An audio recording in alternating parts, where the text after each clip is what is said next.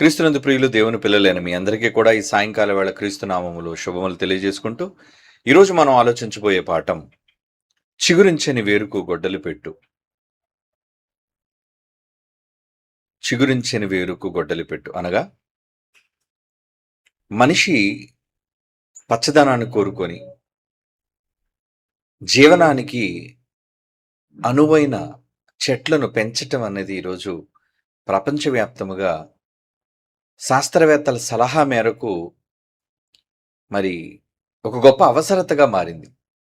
అలాంటి సమయాల్లో చెట్ల నరకడానికి, మ్రానులను నరకడానికి గొడ్డలిని ఒక ఆయుధంగా వాళ్ళు వాడుతూ ఉంటారు.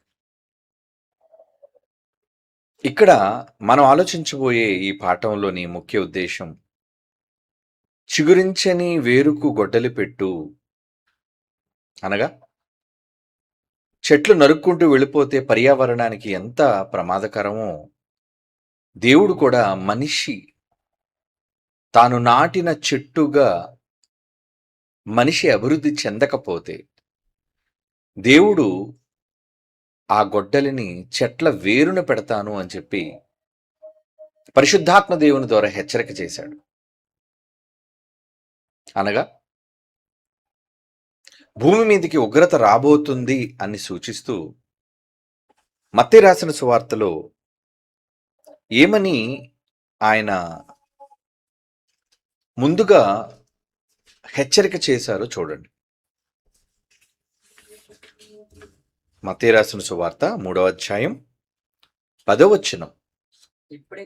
మత్తయి సువార్త 3వ అధ్యాయం 10వ వచనం. ప్రియులారా, ఇప్పుడే గొడ్డలి చెట్ల వేరున ఉంచబడి ఉన్నది కనుక మంచి ఫలములు ఫలింపని ప్రతి చెట్టును నరకబడి అగ్నిలో వేయబడును.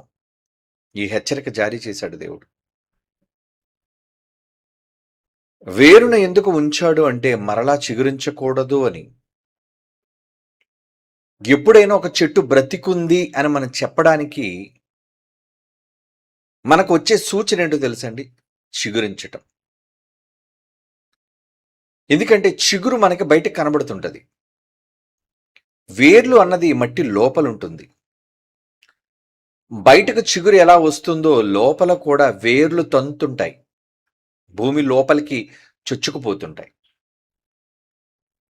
దానికి సరైన ఆహారం, నీరు, వెలుగు ఒక చెట్టుకు అందితే అది ఖచ్చితంగా చిగురిస్తుంది.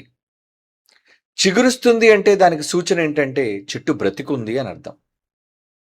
చిగురు వేయటం లేదు, ఎండిపోతుంది చెట్టు అంటే అది ప్రమాదకర పరిస్థితిలో ఉందని దాని అర్థం. దేవుడు ఇక్కడ హెచ్చరిక ఏమని జారీ చేస్తున్నాడంటే గొడ్డలిని చెట్ల వేరున పెట్టాను అన్నాడు. అంటే వేళ్లతో నిన్ను పెళ్లగించేస్తాను అని. ఇది చెట్ల కోసం చెప్తున్నాడంటే కాదు, భూమి మీద దేవుడు నాటిన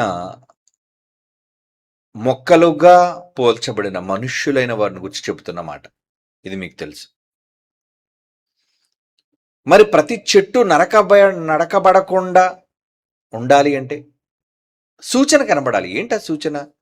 చిగుర్చటం, పచ్చదనం. క్రొత్త చిగురు కనబడుతుంది అనగానే సంతోషం, వెరీ గుడ్, చెట్టు బ్రతుకుతుందన్నమాట, చెట్టు జీవిస్తుందన్నమాట. అది దానికి సూచన. ప్రియులారా, యేసుక్రీస్తు వారికి ఒక చక్కని పేరు పెట్టబడిందండి బైబిల్లో. ఏంటో తెలుసా? యెషయా గ్రంథం చదవండి. యెషయా గ్రంథం 11వ అధ్యాయం 1వ వచనం 10వ వచనం చదువుదాం. యెషయా గ్రంథం 11వ అధ్యాయం 1వ వచనం. యెషయి ముద్దు నుండి చిగురు పుట్టును. యెషయి అని ఒక ముద్దుంటే, ముద్దు అనగా ఏంటి? చెట్లకు ఏమండి లోపల భాగాన, మట్టి లోపల భాగాన ఉన్నదే ముద్దు అంటారు దాన్ని. యెషయి ముద్దు నుండి చిగురు పుట్టును అంటున్నాడు చూడండి. దాని వేరుల నుండి అంకురము ఎదిగి ఫలించును. ఏం ఫలిస్తుందటండి? చిగురు పుడుతుందట. దాని వేరుల నుండి అంకురము ఎదిగి, అంటే వేరు నుంచి, వేరు అనేది లోపలికి వెళ్ళేది, చిగురు అనేది బయటికి కనబడదు. చిగురు ఎప్పుడు లోపల ఉండదండి. ఒక చెట్ల యొక్క వేరు భూమి లోపలికి వెళుతుంటది. బోటనీ చదివే వాళ్ళకి అర్థమవుతది. లేదంటే ఏ చిన్న మొక్కనైనా మీరు బయటికి లాగి పెరికి వేస్తే దాని క్రింద చిన్ని చిన్ని తల వెంట్రుకల్లా కనబడే వేర్లు మీకు కనబడుతుంటాయి. ఎందుకు అన్నిగా అవి వచ్చాయంటే మరి చెట్టు బ్రతకాలి అంటే అది చుచ్చుకుపోతుందో మట్టిలోనికి, ఎక్కడ సారం దొరుకుతుందో, ఎక్కడ నీరు దొరుకుతుందో దాన్ని పీల్చడానికి, దాని ఆహారంగా చెట్టుకు అందించడానికి ఒక సప్లై, ఒక కేంద్రంగా ఆ వేర్లు ఉపయోగపడుతూ ఉంటాయి. ఇక్కడ ఎలా పోలుస్తున్నాడు చూడండి. యెషయ మొద్దు నుండి చిగురు పుడుతుందట పైన, దాని వేర్లు నుండి అంకురము ఎదిగి ఫలించెను. దాని వేర్ల నుంచి అంకురం ఎదగాలి. క్రిందన ఒకవేళ ఉన్న వేరుకి నీరు అందలేదనుకోండి, పైన చిగురు ఎలా వస్తుంది? రాదు కదా. అదే చెప్తున్నాడు 10వ వచనం. ఆ దినమున ప్రజల ధ్వజముగా నిలుచుండు యెషయ వేరు చిగురునొద్ద జనములు విచారణ చేయును అంటున్నాడు చూడండి. యెషయ వేరు చిగురునొద్ద అంటే ఎవరి గురించి చెప్పబడుతుంది ఈ మాట అని మనం ఆలోచిస్తే ఇది యేసుక్రీస్తు వారిని గురించి చెప్పబడుతున్న మాట. దావీదు తండ్రి యెషయ అయితే ఆ యెషయ నుంచి వచ్చిన దావీదు, ఆ దావీదు నుంచి రాజుగా, ఎందుకంటే ఇశ్రాయేలీయుల మీద మొదటి రాజు సౌలైనా దేవుడు నియమించిన తొలి రాజు ఎవరు? దావీదు, అభిషేకము నొందినవాడు, దేవుడు నియమించిన రాజు, ఎన్నుకున్న రాజు కనుక ఆయన నుంచి చెబుతున్నాడు. సౌలు గురించి చెప్పటం లేదు ఇక్కడ, యెషయ గురించి చెబుతున్నాడు. ఎందుకంటే ఆ రాజు పుట్టడానికి యెషయ కారణం. ఆయన ముద్ద అయితే యెషయి అక్కడ నుంచి వేరు చిగురు పుడుతుంది అంటున్నాడు. ఏమండి, ఇంకా అదే యెషయా గ్రంథంలో మరొక మాట మనం చూద్దాం. 53వ అధ్యాయం 2వ వచనం. యెషయా గ్రంథం 53వ అధ్యాయం 2వ వచనం. లేత మొక్క వలెను, ఎండిన భూమిలో మొలిచిన మొక్క వలెను అతడు ఆయన ఎదుట పెరిగెను, అతనికి సురూపమైనను సొగసైనను లేదు. మనం అతన్ని చూచి అపేక్షించినట్లుగా అతని యందు సురూపము లేదు. లేత మొక్క వలె, ఎండిన భూమిలో మొలిచిన మొక్క వలె అతని ఎదుట పెరిగెను. దేవుని ఎదుట యేసుక్రీస్తు వారిని గురించి చెప్తున్నాడండి. ఆయన పెరిగాడట. లేత మొక్క, లేత అంటే అప్పుడే చిగురించినది, అన్ని ఔషధాలు కలిగినది. ఏమండి, అందుకే లేత అన్న పదం వాడబడింది. ఏమండి,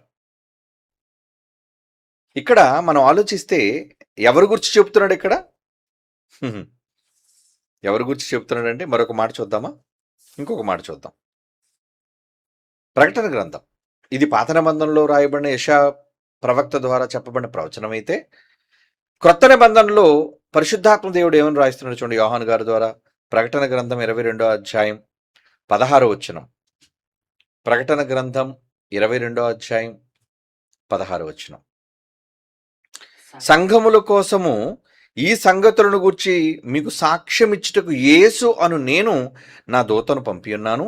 నేను, ఆ యేసు అన్న వ్యక్తి అంటున్నారు, నేను దావీదు వేరు చిగురును సంతానమును ప్రకాశమానమునైన వేకువ చుక్కనై ఉన్నాను. అంటే యేసుప్రభు వారు తనను తాను ఎలా పోల్చుకుంటున్నారంటే, దావీదు వేరు చిగురును, వేరు చిగురు.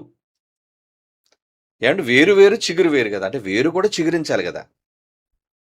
అంటే వేరు ముందు బలంగా ఉంటేనే ఏ చెట్టు అయినా చిగురించేది. వేరు లేకపోతే, చెట్టుకు బలం అనేది వేరు, ఒక ఇంటికి బలం అనేది పునాది, కాలమ్స్ అంటారు, లోపలికి వెళ్ళేది, భూమి లోపల పెట్టేది, ఫుటింగ్స్, ఫౌండేషన్. అలాగే ప్రతి వృక్షానికి, ప్రతి మొక్కకు, ప్రతి చెట్టుకి క్రిందనున్న వేరు అది బలం. నేనెవరు అనుకుంటున్నారు అని యేసుప్రభు వారు చెప్తున్నారు. నేనెవరో కాదు, వేరు చిగురును. ప్రతి వేరు ఎదగాలన్నా, ఆ చెట్టు చిగురించాలి అన్నా దానికి నేనే కారణం. అంటే చిగురింపు చేసే గుణాన్ని కలిగిన వాడని నేను. యేసుప్రభు వారు చెబుతున్నారు ఈ మాటలు అర్థం. కనుక ప్రవక్త అయిన యెషయా ద్వారా చెప్పబడిన మాటలు ఇప్పుడు మనం చదివామే.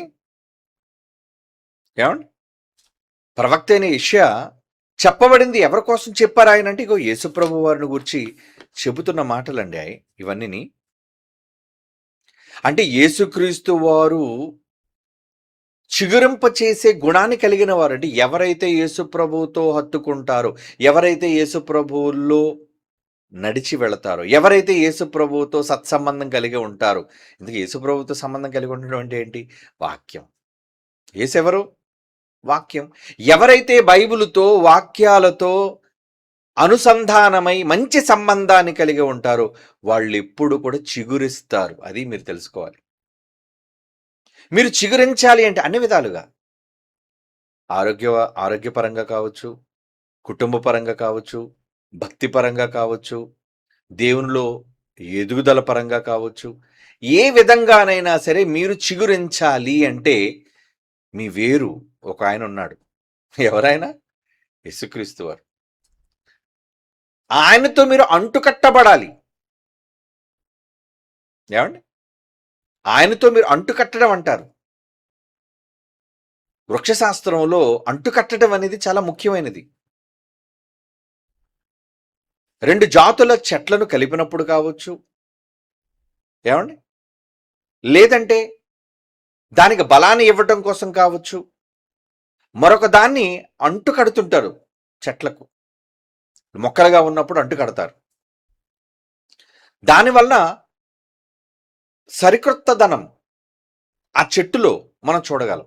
ఆ చెట్టు ఆరోగ్యంగా, బలంగా, అది పూల మొక్క అయినా, పళ్ళ మొక్క అయినా బాగా ఎదగడం కోసం అంటుకట్టడం అనేది చేస్తుంటారు. కనుక ఏమండి? అదే హార్టికల్చర్లో చేసే దాన్ని అంటుకట్టడం అంటారు. చూసారా? అంటే ఒక మొక్కను చెక్కి మరొక మొక్కను తీసుకొచ్చి దాన్ని కూడా చెక్కి ఈ రెండింటిని కలిపి కడతారు. కొద్ది రోజులు అలా విడిచిపెడతారు. అప్పుడు ఆ 2 కలిసిపోతాయి. 2గా ఉన్న చెట్లు ఏమవుతాయంటే ఒక్కటిగా మారిపోతాయి. గ్రాఫ్టింగ్. కనుక ప్రియులారా, ఇక్కడ యేసుక్రీస్తు అనే ఒక వేరు చిగురు ఉన్నాడు. ఆయన ఎప్పుడు కూడా ఫలించే వ్యక్తి. ఆయనతో మనల్ని దేవుడు అనుసంధానం చేస్తున్నాడంటే మీరు ఎప్పుడు కూడా ఆయనతో కనెక్షన్లో ఉండండి. మీరెప్పుడు కూడా ఆయనతో అంటుకట్టబడి ఉండాలి. అందుకే యేసుప్రభు వారు చెబుతూ ఒక మాట చెప్పారు. నేను ద్రాక్షవల్లిని, మీరు తీగలు అంటాడు చూడండి. యోహాను సువార్తలో ఒక మాట అంటాడండి ఆయన. నేను 14వ అధ్యాయమా 15వ అధ్యాయం యోహాను సువార్త 15వ అధ్యాయం మొదటి వచనం చూడండి. నేను నిజమైన ద్రాక్షవల్లిని, నా తండ్రి వ్యవసాయకుడు. నా తండ్రి ఒక పెద్ద ఫార్మర్, అంటే వ్యవసాయం చేసే వ్యక్తి అని దేవుణ్ణి పోలుస్తూ, నాలో ఫలింపని ప్రతి తీగ ఆయన తీసి పారవేయును, ఫలించు ప్రతి తీగ మరి ఎక్కువగా ఫలింపవలనని దానిలోని పనికిరాని తీగలను తీసివేయును. 5వ వచనం, ద్రాక్షావల్లిని నేను, తీగలు మీరు. ఎవడు నాయందు నిలిచియుండునో, నేను ఎవని యందు నిలిచియుండునో వాడు బహుగా ఫలించినట్టున్నాడు. చూడండి, అంటే మనకి మన భక్తి జీవితంలో, దేవుని సంబంధమైన ఆత్మీయ జీవితంలో బలం రావాలి అంటే యేసుక్రీస్తు వారితో మీరు జత కట్టాలి. జత కట్టడం అంటే అంటు కట్టబడటం, సహవాసంలో ఉండటం. ఆయన ద్రాక్షావల్లి అయితే మిమ్మల్ని ఏ విధంగా పోలుస్తున్నాడు? మీరు తీగలు. ఎవడు నా యందు నిలిచి ఉండును అంటే, నాతో ఎవరైతే అంటుకట్టబడి ఉంటారో వారు ఏమవుతారటండి? ఎలా ఫలిస్తారట? బహుగా అంటే బాగా ఫలములు వస్తాయి మీలో. నాకు వేరుగా ఉండి మీరేమీ చేయలేరు. 6వ వచనం, ఎవడైనను నా యందు నిలిచి ఉండని ఎడల వాడు తీగ వెలే బయట పారవేయబడి ఎండిపోవును. చెట్టులో నుంచి తెంపబడింది, చెట్టులో నుంచి విరిచివేయబడింది. ఏమవుతుంది? అది సారం దానికి వేరు నుంచి అందదు. యేసుక్రీస్తు వారిలో నుంచి వేరు దానికి అందదు, వేరు నుంచి దానికి ఆహారం వెళ్ళదు. అప్పుడు మరి ఎలా ఫలిస్తారు? మీరు ఎలా ఎదుగుతారు? అలా ఎదగాలి అంటే మీరు యేసుక్రీస్తుతో పాటు మంచి సత్సంబంధం. ఒక కుటుంబం బాగా పచ్చని కుటుంబం, పచ్చని సంసారం అని ఎప్పుడంటారు చెప్పండి? భార్య, భర్త, పిల్లలు అందరూ కలిసి సంతోషంగా ఉన్నదే పచ్చని సంసారం. భార్య భర్తను వదిలేసిపోయింది అనుకోండి, లేదా భార్యని భర్త వదిలేసిపోయాడు అనుకోండి, పిల్లల్ని అనాథలుగా చేసి, ఇక కుటుంబం పరిస్థితి ఎలా ఉంటుంది చెప్పండి? అవమానాలు, కష్టాలు, బాధలు, నిందలు, ఆ కుటుంబం ఎండిపోతుంటది. కారణం ముందేమి లేదు, ఆ కుటుంబం మధ్య సఖ్యత లేదు.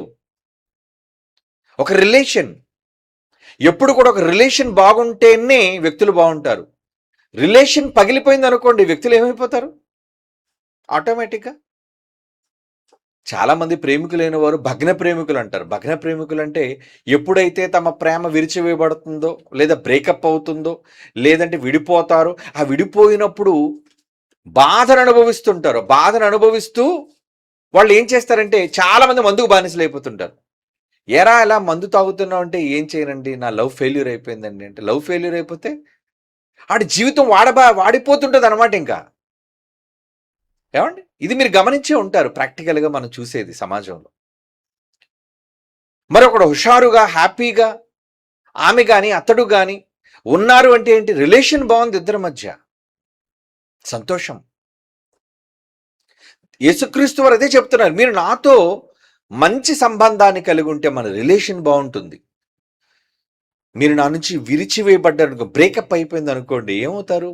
అదే చెప్తున్నాడు ఇక్కడ, నాకు వేరుగా ఉండి మీరు ఏమీ చేయలేరు, ఎవడైనా నా యందు నిలిచి ఉండని ఎడ్లవాడు తీగ వెలే బయట పారవేయబడి ఎండిపోవును, మనుషులటి వాటిని పోగు చేసి అగ్నిలో పారవేతురు, అవి కాలిపోవును. మీరు బహుగా ఫలించుట వలన నా తండ్రి మహిమపరచబడును, ఇందువలన మీరు నా శిష్యులు అనబడుదురు.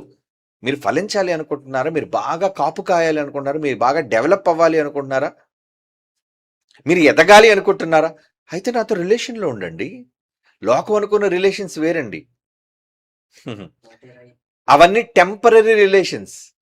ఈరోజు మనుష్యుల మధ్య ఉన్న అనుబంధాలన్నీ కూడా తాత్కాలికమైనవి, విరిగిపోతుంటాయి. కానీ దేవునితో ఉన్న అనుబంధం అసలు ఎప్పుడు విరిగిపోకూడదండి. దేవునితో రిలేషన్ అనేది ఎప్పుడూ కూడా విరిగిపోకూడదు. ఏమంటే నా పూర్వకాలంలో విడాకులు అనేవి ఎంత ఎక్కువగా చూడలేదండి నేను ఎప్పుడును. ఇప్పుడేంటండి, ఏ కుటుంబంలో చూసినా ఒక విడాకులో కేసు. ఏమండి, భర్త విడిచిపెట్టడం, భార్య విడిచిపెట్టడం అంటే చాలా కామన్ అయిపోయింది. విడాకులు తీసుకోవటం అనేది చాలా కామన్. ఇగో నచ్చితే కాపురం చేస్తాను, నీతో నాకు పడటం లేదు, నచ్చలేదు, వద్దనుకొని రిలేషన్ని తెంపుకొని వెళ్ళిపోతున్నారు చాలా మంది. ఏమండి, యేసుక్రీస్తు వారు ఏమంటారంటే, నాతో రిలేషన్ మీరు బ్రేకప్ చేసుకోకండి. ఒకవేళ మీరు నాతో బ్రేకప్ చేసుకుంటే ఏమవుతుంది? మీరు ఎండిపోతారు. ఎందుకంటే ఆ నుంచి సారం మీకు రాదు. అది రాకపోగా మనుష్యులు మిమ్మల్ని ఎండిపోయిన తర్వాత ఎలాగైతే ఎండిపోయిన వాటిని తగలబెడతారో అలా మీరు తగలబడిపోతారు, జాగ్రత్త. మీ ఆత్మలు నరకంలో తగలబడిపోతాయి, జాగ్రత్త అని చెప్తున్నాడండి. కనుక మీరు ఫలించాలి, నా తండ్రి అదే కోరుకుంటున్నాడు. మీరంతా పచ్చగా ఎదగాలి, మీ కుటుంబాల మధ్య బంధాలు బాగోవాలి, మీరు సంతృప్తికరంగా ఉండాలి, సంతోషంగా ఉండాలని నేను కోరుకుంటున్నాను. 128 కీర్తన మొదటి వచనం నుంచి చూడండి. 128 కీర్తన మొదటి నుంచి. యెహోవా యందు భయభక్తులు కలిగి ఆయన త్రోవల యందు నడుచువారు అందరి ధన్యులు. నీ లోగిట నీ భార్య ఫలించు ద్రాక్షవల్లి అంటున్నాడు చూడండి. అంటే మరలా చదువుదాం మాట. యెహోవా యందు, బాగా వినండి, కుటుంబాలుగా ఉన్న మీరందరూ జాగ్రత్తగా వినాలి ఈ మాట. యెహోవా యందు ఎవరైతే భయము భక్తి కలిగి ఉంటారో, ఎవరైతే ఆయన త్రోవల్లో పక్కాగా నడుచుకుంటూ వెళుతుంటారో భక్తి శ్రద్ధలతో, వారు చాలా ఆశీర్వదింపబడిన వాళ్ళు. ధన్యులు అంటే బ్లెస్డ్ పీపుల్, ఆశీర్వదించబడిన వాళ్ళు. నీకు మేలు కలుగుతుంది, మంచి జరుగుతుంది నీకు. నీ లోగట నీ కుటుంబంలో భార్య ఫలించే ద్రాక్షవల్లిగా ఉంటది. ఓ డెవలప్ అయిపోతుంటారు వాళ్ళు. నీ భోజనపు బల్ల చుట్టూ నీ పిల్లలు వలీవా మొక్కల వల్ల, అంటే నీ చుట్టూ నీ పిల్లలు, నువ్వు, నీ కుటుంబం హ్యాపీ ఫ్యామిలీ. చాలా మంది పేర్లు పెట్టుకుంటుంటారు, ఏమని? Happy family. కానీ అన్ని ఫ్యామిలీస్లో హ్యాపీనెస్ ఉందా? హ్యాపీనెస్ ఉండాలి, మంచిదే. ఎవరు కూడా విడిపోవాలని కోరుకోవటం లేదు. అందరూ చక్కగా కలిసి బంధాలతో ఉండటం మంచిదే. దేవుడు నిజంగా ఎవరైతే ప్రేమిస్తారో వాళ్ళ రిలేషన్స్ బ్రేక్ అవ్వడు. చూడండి, వాళ్ళ ఫ్యామిలీస్ ఎంత బాగుంటాయో చెప్తున్నాడు. అంటే మీరు దేవునితో భక్తిగా ఉండడానికి, మీ ఫ్యామిలీస్ బాగుండడానికి ఏమైనా రిలేషన్ ఉందా? 100% ఉంది. మీరు దేవునిలో సరిగ్గా లేకపోతే మీ ఫ్యామిలీ దెబ్బతింటది. మీరు దేవుని త్రోవలలో సరిగ్గా మీరు నడుచుకోకపోతే మీ కుటుంబంలోని శాంతి లోపిస్తుంది. మీ కుటుంబాలు బ్రేకప్లు జరుగుతాయి. మీ కుటుంబంలో మనశ్శాంతి కరువైపోతుంది. మీ చుట్టూ మీ పిల్లలు ఉండరు. అందరికీ గొడవలు. అదే దేవునిలో ఉంటే ఎలా ఉంటుందట? నీ భార్య ఫలించే తీగలా ఉంటుంది. నీ భోజన బల్ల చుట్టూ నీ పిల్లలు ఒలీవ మొక్కల్లో ఉంటారు. వాళ్ళు అంటే ఒలీవ మొక్కలు అంటే చాలా, ఒలీవ మొక్క అనగానే ఆలివ్ అంటే చాలా ఆరోగ్యవంతమైనదండి. చాలా రోగాలు నయం చేసేదండి. ఒలీవ మొక్క కావచ్చు, ఒలీవ నూనె కావచ్చు, చాలా వరకు రోగాలకు ఒక పెద్ద ఔషధంగా ఉపయోగపడదు. అంటే నీ పిల్లలు కూడా నీ సేవలో నీతో పాటు పాలివారుగా ఉండి ఏమండి మీరు డెవలప్ అవుతారు, అభివృద్ధి చెందుతారు. మరి ఈ మాట తెలిసిన తరువాత మీరు చిగురించాలి అనుకుంటున్నారా? పర్లేదండి, మేము ఎండిపోయినా పర్లేదు, గొడ్డలతో నరికేసి అవతల పోగేసేసి కాల్చేస్తే పర్లేదండి అనుకుంటున్నారా? ఎవరి కుటుంబాలు తగలబడాలని నేను కోరుకోవటం లేదండి. మీ కుటుంబాలు బాగోవాలి. మీరందరూ కూడా, మీ పిల్లలు, మీ రిలేషన్స్ మీరు కాపాడుకుంటూ దేవుని పనిలో మీరందరూ సమిష్టిగా వెళ్ళటం. నేను ఒక్కడే ఒంటిగా వెళ్ళిపోతాను అనుకోండి, గొప్ప కాదు. చాలా మంది అనుకుంటారంటే ఎవరెలా పోతే ఏంటండి, ఎవరున్నా లేకపోయినా నేను నా సేవ చేసుకుంటూ వెళ్ళిపోతాను. కాదు కాదు కాదు కాదు నీ సేవలో నీ భార్య, నీ పిల్లలు, నీ కుటుంబీకులు నీతో పాటు సహకారులుగా నీతో ఉండాలి. వాళ్ళని శత్రువులుగా ఉంటే అలా ఏమండి, శత్రువులుగా మారిపోతున్నారు అనేసి అంటే ఏంటనమాట? భక్తి లేదు, దేవునితో బ్రేకప్ అయిపోయింది నీకు. అందుకే ఈ మాటలో నీకు ఏమర్థం అవ్వాలంటే, కీర్తనల గ్రంథంలో చెప్పబడి 128వ కీర్తనలోని మాట తాలూకు అర్థం ఏంటంటే, మీరు దేవుని యందు భయభక్తులు కలిగి ఉంటే నీ భార్య, నీ పిల్లలు, నీ కుటుంబం హ్యాపీ ఫ్యామిలీ. ఆయన త్రోవల్లో మీరు నడుస్తారు. లేదనుకోండి మీరు త్రోవ తప్పిపోతారు. అర్థమవుతుందా? కనుక గొడ్డలతో పని ఉంది చెప్పండి. పనికిరాని చెట్లకే కదండి గొడ్డలి నరకడం. పనికొచ్చే చెట్లకి ఎందుకు? ఊరకనే బాగా చిగురుస్తున్న చెట్టుని, మొక్కని చంపేస్తారా మీరు? తీసేరు కదా. కానీ దేవుడు అంటున్నాడు, నేనైతే ప్రతి వేరు దగ్గర గొడ్డలు పెట్టి ఉంచాను. అంటే ఎవరైతే నా కుమారుడి ద్వారా కనెక్ట్ అవ్వకుండా ఉంటారో, ఎవరైతే నా కుమారుడి ద్వారా చిగురించకుండా ఉంటారో, ఎవరైతే నా కుమారుడి ద్వారా భయభక్తులు లేకుండా ఉంటారో వాళ్ళందరినీ నేను నరికేస్తాను. కఠినంగా చెప్తున్నాడు ఆయన. అంటే మీ కుటుంబంలో మనశ్శాంతి ఉండదు. మీ కుటుంబంలో అన్ని ఇబ్బందులే, అవమానాలే, శ్రమలే, కష్టాలే. ఏమండి, దేవుడు నమ్ముకున్నందుకు ఎప్పుడో కష్టం వస్తే పర్లేదండి. 365 రోజులు కష్టాలు అయితే ఎలా అండి? 365 రోజులు సమస్యలు ఉంటే ఎలా అండి? మరి ఏం చేయమంటారండి? కుటుంబం అంతా ఇలాగే ఉందండి అంటే ఎక్కడో లోపం జరుగుతుందో, లోపం ఏంటో మీరు సరిదిద్దుకోండి. దేవుని వాక్యం మీకు అందుకే వినిపించబడుతుంది. ఏమండి, ఫ్యామిలీలో ట్రబుల్స్, ఫ్యామిలీ అంతా కూడా సమస్యలండి. నీ కుటుంబంలో సమస్యలు ఎందుకు? అపవాది వల్ల కలిగే సమస్యలు ఉంటాయి, వేరేది. అప్పుడప్పుడు దాడి చేస్తుంది, శోధనకు గురి చేస్తుంది, కొంతకాలం తర్వాత విడిచిపెట్టి పోతుంది అది. కానీ మీరు కొని తెచ్చుకునే ఉంటాయి. ఎందుకు? మీరు దేవునిలో లేకపోవటం, దేవునితో సరైన రిలేషన్ అంటు కట్టబడకపోవటం, దేవుని పనిలో మీరు లేకుండా పోవటం. అలా ఉండటం వల్ల మీకు ఎప్పుడూ ఆ సమస్యలు, మీకు ఎప్పుడూ ఆ కలతలు, మీకు ఎప్పుడూ ఆ ఇబ్బందులు కొనసాగుతూనే ఉంటాయి. కనుక అది మీకు దూరం అవ్వాలి. అందుకే దేవుడు చెప్పేస్తున్నాడు ఈరోజు ఈ మాటలన్నీ. ఇర్మియా గ్రంథం చదవండి, 17వ అధ్యాయం. ఇర్మియా గ్రంథం 17వ అధ్యాయం 7వ వచనం. ఇర్మియా గ్రంథం 17వ అధ్యాయం 7వ వచనం అండి. యెహోవాను నమ్ముకొని వాడు ధన్యుడు, యెహోవా వానికి ఆశ్రయముగా ఉండును. నువ్వు నమ్ముకుంటున్నావా నీ ప్రభువుని? నీ దేవుడిని నువ్వు నమ్ముతున్నావా? వాడు జలముల యొద్ద నాటబడిన చెట్టు వలె ఉండును. ఎవరైతే యెహోవా యందు భయభక్తులు కలిగి ఉంటారో ఎలా ఉంటారటండి? జలముల యొద్ద.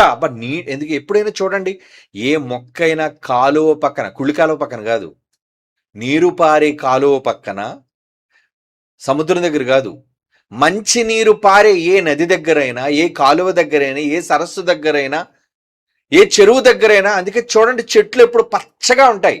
గమనించండి ఈసారి. మనకి తూర్పు పశ్చిమ గోదావరిలో ఎందుకు మనకి అంత పచ్చదనంతో నిండిపోయింది అనుకున్నారు? నీరు. ఎల్లప్పుడూ నీరు ప్రవహించటం వల్ల వాళ్ళ ప్రాంతాల్లో ఏ మొక్క వేయనివ్వండి పచ్చగా మొలుస్తుంది.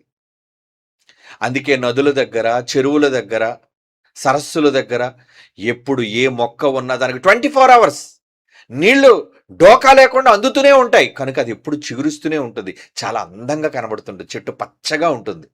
దాని నిండా ఎన్నో అందమైన పువ్వులు, లేదా ఎన్నో తినే మంచి మంచి పళ్ళు, కాయలు, ఫలాలు వస్తూనే ఉంటాయి దాని నుంచి. కనుక యెహోవాను నమ్ముకున్నాడు. దాంతో పోల్చి మనల్ని అంటున్నాడు, ఎవరైతే యెహోవాను నమ్ముకుంటారో వాడు ధన్యుడు, యెహోవానికి ఆశ్రయముగా ఉండను. దేవుడే నీకు ఆశ్రయం అవుతాడట. ఏమండి? దేవుడు మీరు ఎప్పుడైనా ఆశ్రయంగా చేసుకున్నారా? ఏమండి? ఎవరో మనుష్యుని ఆశ్రయంగా పెట్టుకుంటారు. ఏమండి? నాకు నాకు వాళ్ళే దిక్కండి, నాకు నా భర్తే దిక్కండి, నాకు నా భార్యనండి, నాకండి మా అక్క చెల్లెళ్ళండి, నాకు మా అన్నదమ్ములండి, నాకు మా తల్లిదండ్రులేనండి. ఇలా మనుష్యుల మీద ఆధారపడే వాళ్ళు ఉంటారు. అవునా? చాలా మంది మనుష్యులకు ప్రాధాన్యత. ఏది చెయ్యాలన్నా వాళ్ళతోనే చెప్పు చేస్తుంటారు, ఏది చెప్పాలన్నా వాళ్ళతోనే చెప్తారు. చాలా మందిరండి. అంటే వాడు దేవుని కంటే మనుష్యులకు ఎక్కువ ప్రాధాన్యత ఇచ్చేవాళ్ళు అన్నమాట. కానీ దేవునికి ప్రాధాన్యతనిచ్చి ప్రతిదీ దేవునితో డిస్కస్ చేసేవాళ్ళైతే నువ్వు బాగా ఫలిస్తావు. ఎందుకంటే నీ ప్రతి డెసిషన్ దేవుడి దగ్గర పెట్టు. తండ్రి, నేనేం చేయాలో నాకు అర్థం కావట్లేదు, మీరే నన్ను ఈ విషయంలో నడిపించండి, నేను మంచి నిర్ణయం తీసుకునేటట్లుగా నన్ను ముందుకు తీసుకెళ్ళండి ప్రభువా అన్నారనుకోండి, మంచి డెసిషన్ మీకు ఇస్తాడు ఆయన. అదే స్నేహితులను అడిగారు అనుకోండి, వాళ్ళేం చెప్తారు? రాంగ్ డైరెక్షన్ ఇచ్చేవాళ్ళు. తల్లిదండ్రులు కూడా రాంగ్ డైరెక్షన్ ఇచ్చేవాళ్ళు ఉంటారు. తల్లిదండ్రులు అందరూ మంచిగా మిమ్మల్ని సన్మార్గంలో నడిపించేవాళ్ళు ఉంటారు అనుకోకండి. వాడికి బైబిల్ రాకపోతే ఆడేం చెప్తాడు? ఆమెకు బైబిల్ తెలియకపోతే ఆమెను నేను మంచి మార్గంలో ఏమి నడిపిస్తుంది? కనుక ఇక్కడ నీకు మంచిని నేర్పించేది తల్లిదండ్రులు, అన్నదమ్ములు, అక్క చెల్లెళ్ళు, స్నేహితులు కారు. మరెవరు? నీ దేవుడు. నీ దేవుడు నీకు మంచి జరిగించాలి అంటే నువ్వేముండాలి? యెహోవాను నమ్ముకోవాలి. నమ్ముతున్నారు దేవుణ్ణి మీరు? నమ్మాలండి. మనం దేవుణ్ణి నమ్మాలంతే. నమ్మితే మీరు ఆయన అనుభూతిని మీరు ఫీల్ అవుతారు. నమ్మితే ఆయన మీకు ఎలా రెస్పాండ్ అవుతున్నాడు అనేది మీ జీవితంలో కొన్ని ఎగ్జాంపుల్స్, సాక్ష్యాలు మీకుంటాయి. నిజమేనంటే నేను దేవుణ్ణి నమ్ముకోవటం వల్ల, అందరిలా కాదు, నేను నమ్మిన వల్ల ఇదిగోండి నాకు ఈ సందర్భాలలో దేవుడు నాతో పాటు ఉన్నట్టుగా నాకు సూచన నాకు కనబడింది. ఇలా దేవుడు సాక్ష్యం మీతో ఉన్నాడు అనడానికి సాక్ష్యం. ఇప్పుడు సాక్ష్యాలు ఏమున్నాయండి? అద్భుతాలు లేవు కదా. గిద్యోన్లా మనమే సాక్ష్యం పెట్టగలమండి. బయట పెట్టేసి అక్కడ మంచు పడకూడదు, మంచు పడాలి. కానీ మీ జీవితాల్లో సంభవించే సంఘటనల్లో మాత్రం ఖచ్చితంగా ఆయన ఉంటాడు. ఎప్పుడు? మీరు ఆయనకి అప్పచెప్తే, మీరు ఆయనకి ప్రాధాన్యతనిచ్చి, తండ్రి నేను ఇందులో ఏం చేయాలో నాకు అర్థం కావట్లేదు, మీరే నాకు మంచి డెసిషన్ ఇవ్వండి అంటే ఆయన ముందుకు తీసుకెళ్తాడు. ఆయన నమ్మాలి. అదే చెప్తున్నాడు, యెహోవాను నమ్ముకున్నవాడు ధన్యుడు, యెహోవాకు ఆశ్రయము, యెహోవానికి ఆశ్రయముగా ఉండడు. నువ్వు నన్ను నమ్మవు కదా నాన్న, నిన్ను ఇబ్బంది ఎందుకు పెడతాను రా నేను, నీకు నేనే ఆశ్రయం, నీకు ఏ సమస్య వచ్చినా నేనున్నాను అని అంటాడటండి దేవుడు. అలాగనేవాళ్ళు కావాలి కదా. అలాగనే మనుషులు నమ్ముతారు. మీరు నీకేం పర్లేదు నేనున్నాను అంటాడు. అంతే ఉత్తినే ఊరకనే అవన్నీ. డోంట్ వరీ నేనున్నానుగా అంటాడు. కరెక్ట్ టైంలో కనబడకుండా పోతాడు, నిన్ను వదిలిపోతాడు. అలాంటి మనుషులు చాలా మందిని మీరు చూస్తూ ఉంటారు. వాళ్ళ స్నేహితుల్లో ఉంటారు, బంధువుల్లో ఉంటారు, రక్త సంబంధికులు ఉంటారు, చివరికి నీ సొంత సభ్యుల్లో కూడా ఉంటారు. నమ్మొద్దు, నమ్మొద్దు. అవకాశవాదులు వాళ్ళంతా. కానీ దేవుడు మాత్రం అలాంటి అవకాశవాది కాడు సుమా. 8వ వచనం, వాడు జలముల యొద్ద నాటబడిన చెట్టు వలె ఉండును, అది కాలువ వారను దాని వేళ్లు తన్నును. ఏమండి? వెట్ల కలిగినను దానికి భయపడదు, దాని ఆకు పచ్చగా ఉండును, వర్షము లేని సంవత్సరమును చింత నొందదు, కాపు మానదంటున్నాడు. చూడండి, ఎందుకు? ఏదొస్తే మాత్రం దానికి భయం అంటే పక్కనే నీరుంది, బాగా నీరు అందుతుంది, మంచిగా ఫలిస్తుంది, టైంకి కాపు వచ్చేస్తుంది చెట్టుకి. దేవునితో మీరు రిలేషన్లో ఉంటే అలా ఉంటుందట. కానీ దేవునితో రిలేషన్లో ఉండాలనుకున్న వాళ్ళు ఎవరు? దేవునితో రిలేషన్లో ఉండాలనుకుంటే ఎలా ఉంటారు చెప్పండి? దేవుని పనుల పట్ల ఆసక్తి కలిగి, దేవుని పనులలో ప్రాధాన్యతనిచ్చి, వాళ్ళు ఆసక్తి కలిగిన వాళ్ళు. అలా ఎవరైతే ఉన్నారో మీకే దేవుడు ఆశ్రయంగా ఉంటాడు.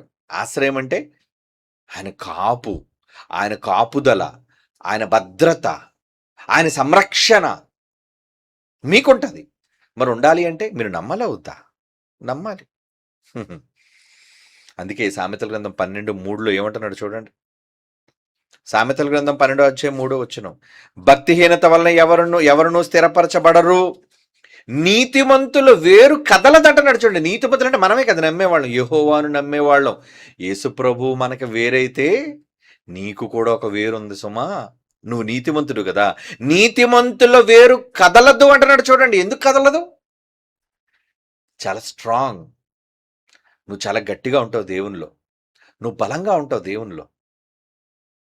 చాలామంది చూడండి కష్టాలు కలిగిన తరువాత దేవుని నుంచి విడిపోయి, ఏమండి ఈ ఈ ఈ దీన్ని విడిచిపెట్టి అవతలకి వెళ్ళిపోయే వాళ్ళు ఉంటుంటారండి. అందులో ఈ మధ్యన సుప్రీంకోర్టు తీర్పు ఇచ్చిన తర్వాత ఎవడైనా చర్చికి బైబిల్ పట్టుకొని వెళ్తే మీకు ఎస్టీ రాయితీలు రావు, మీరు ఎస్సీలు కావు అంటే ఉద్యోగాలు పోతాయి చాలామందికి.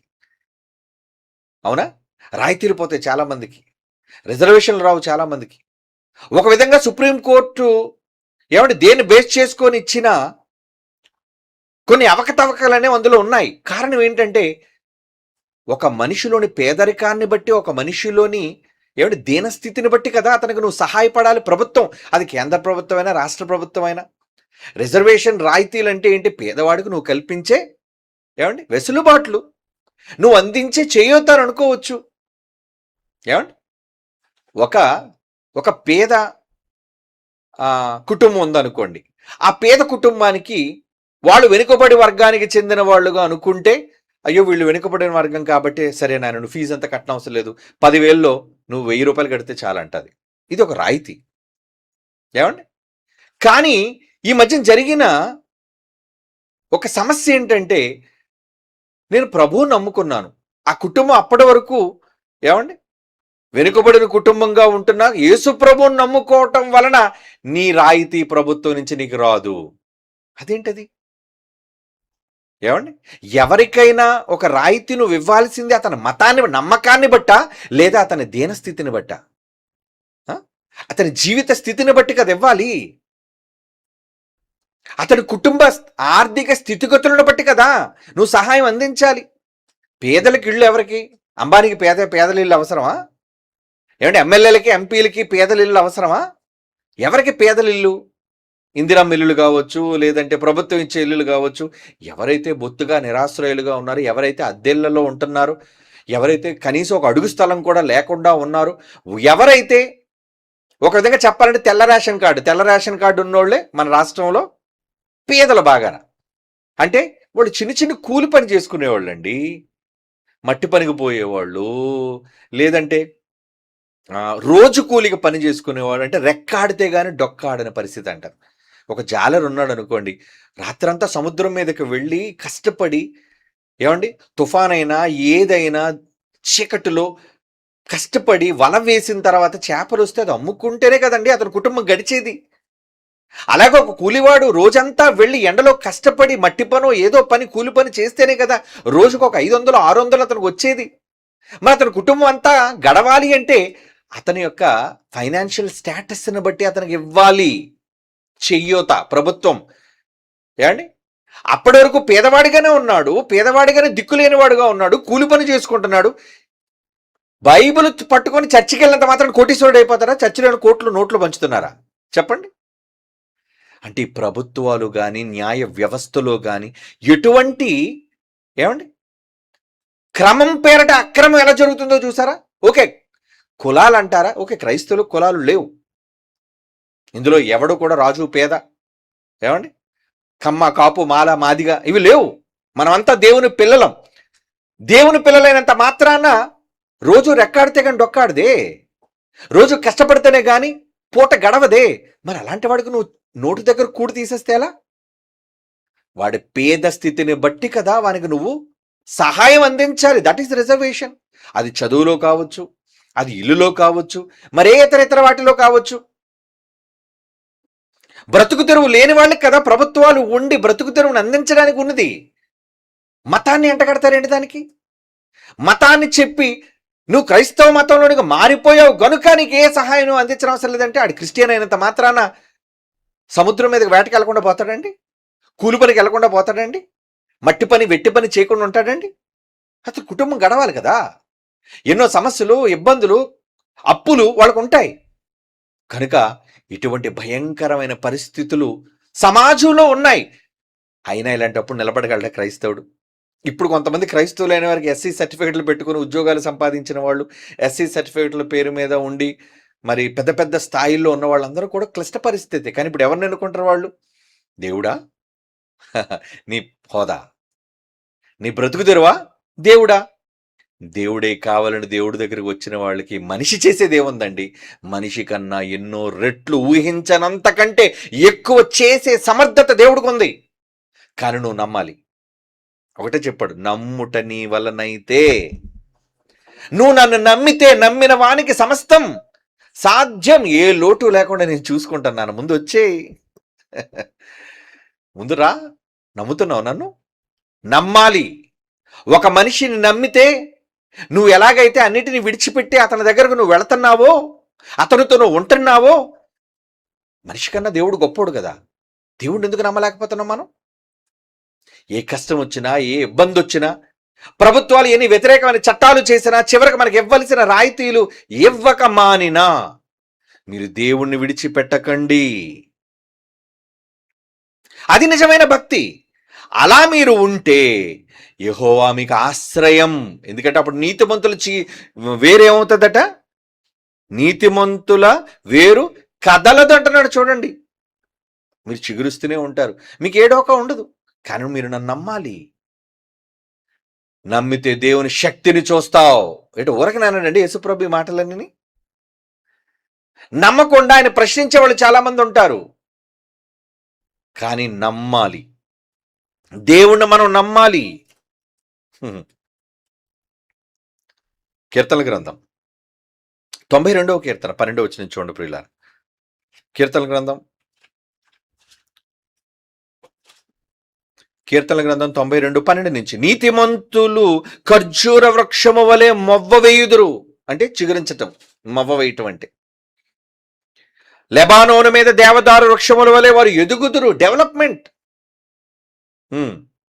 13వ వచనం, యెహోవా మందిరములో నాటబడిన వారై వారు మన దేవుని ఆవరణములో వర్ధిల్లెదరు. ఎందులో వర్ధిల్లుతారట? దేవుని ఆవరణములో. అంటే దేవుని పనులలో, దేవుని యొక్క ఆశ్రయంలో.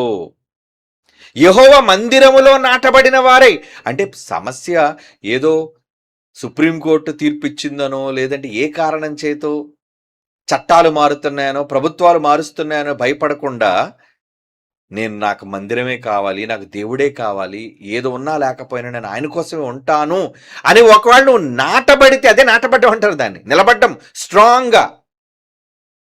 ఏమంటే సమస్యలు వచ్చినప్పుడు వదిలి వెళ్ళిపోయిన పిరుకోలు కాక ఏమంటారు చెప్పండి? నీతో పాటు కష్టాల్లో, సుఖాల్లో, అవమానాల్లో, ఇబ్బందులు నిలిచున్న వాళ్ళే నీ వాళ్ళు, మర్చిపోకు. అర్ధాంతరంగా నిన్ను విడిచిపోయేవాళ్ళు నీ వాళ్ళు కాలేరు. ఎందుకంటే నీ వాళ్ళు ఎప్పుడు నిన్ను విడిచి వెళ్ళరు. దేవుడు నీవాడు, నువ్వు దేవుని వాడవు. మీరెవరు వారని బైబిల్లో చెప్పబడింది? మనము క్రీస్తు వారము, క్రీస్తు దేవుని వాడు. మనమంతా దేవుని సంబంధమైనప్పుడు దేవుడు నేను ఎలా వదిలేస్తాడని నువ్వు అనుకుంటున్నావు? ఒక మాట చెప్పాడు యేసుప్రభు, నేను మిమ్మల్ని అనాథలుగా విడువను. చూడండి ఆ మాట ఎక్కడుందో. సువార్తలో యేసుప్రభు వారు తన శిష్యులను ఉద్దేశించి చెప్పాడు, వాళ్ళని బలపరచడానికి. ఏనన్నా మీరు ఎందుకు అంత బలహీనంగా ఉన్నారు? నా మీద నమ్మకం లేదా మీకు? యోహాను సువార్త 14వ అధ్యాయం 18వ వచనం చూడండి. యోహాను సువార్త 14వ అధ్యాయం 18వ వచనం, మిమ్మును అనాథులుగా విడువను, మీ వద్దకు వస్తాను నేను. అంటే ఆ మాట భరోసా అండి. యేసుక్రీస్తు అంతటి వ్యక్తి మనల్ని చూచి ఒక మాట అంటున్నాడు. ఏమంటున్నాడంటే, మీరు అనాథలు కారారా, నేనున్నాను మీకు, నేనున్నా మీకోసం. ప్రభుత్వంలో ఉపయోగించుకుంటారు, నేనున్నా, నేను విన్నా అని ఎవరెవరో చెప్తుంటారులేండి. ప్రజల కోసం, అధికారం కోసం. వాళ్ళు ఉన్నా ఉండకపోయినా, విన్నా వినకపోయినా, ఎప్పుడూ మీతో ఉండేవాడు, ఎప్పుడూ మీ మాట వినేవాడు, ఎప్పుడూ మిమ్మల్ని అనాథలుగా విడవని వాడు దేవుడు. కానీ మీరు ఆయన నమ్మాలి కదా. ఎప్పుడు వదలడట. అందుకే దేవుని గురించి ఒకటి మాకు మాట రాయబడింది, నేను మిమ్మల్ని ఎన్నడును విడువను ఎడబాయను. ఎంత బాగుంటుందండి ఆ మాట. నేను మిమ్మను ఇప్పుడు కాదు, ఎన్నడును, ఎప్పుడు కూడా విడువను, వదిలేను మిమ్మల్ని, ఇంకా మిమ్మల్ని విడిచిపెట్టాను. విడిచిపెట్టడానిక నేను మిమ్మల్ని రక్తంతో కొన్నది, విడిచిపెట్టడానిక నేను మిమ్మల్ని నా వాళ్ళుగా సొంతం అనుకున్నది. దేవుడికి మనల్ని సొంత వాళ్ళం. ఎలా సొంత వాళ్ళం? క్రీస్తు రక్తము వలన మనం సొంతం అయిపోయాం ఆయనకి. ఆయన విలువైన రక్తంతో మనల్ని కొన్నాడు. కొన్న మనల్ని ఎలా వదిలేసుకుంటాడు చెప్పండి? ఏంటి, నేను నమ్ముకొని వచ్చిన భార్య నిజంగా యథార్థవంతుడైతే భర్త వదిలేస్తాడా? వాడు వదిలేశాడంటే వాడు ఎంత మూర్ఖుడు. అరే, నిన్ను నమ్ముకొని వచ్చింది కదా, అర్ధాంతరంగా నువ్వు వదిలేసి ఎలా రాపోతున్నావు నువ్వు? కష్టమైనా నష్టమైనా వాళ్ళతోనే ఉండాలి. అందుకే చూడండి, కొంతమంది భార్యలు నమ్మకంగా ఉంటారండి. ఎవరేమన్నా, ఎవరు నిందించినా, ఎన్ని అన్నా మిమ్మల్ని విడిచిపెట్టి ఉండలేమండి మేము, ఎందుకంటే మీరే నా యజమాని. అలాగే భర్త అంటాడు, ఎవరు లోకం నన్ను దూషించినా, ఎన్ని చేసినా నువ్వు నన్ను విడిచిపెట్టలేదమ్మా, నువ్వు నన్ను విడిచిపెట్టలేదమ్మాయి. Very good. అంటే ఒకరి మీద ఒకరుకున్న నమ్మకంతో వారు విడిచిపెట్టలేరు. విడిచిపెట్టేసే వాళ్ళని ఏమనాలి అంటే ద్రోహులు.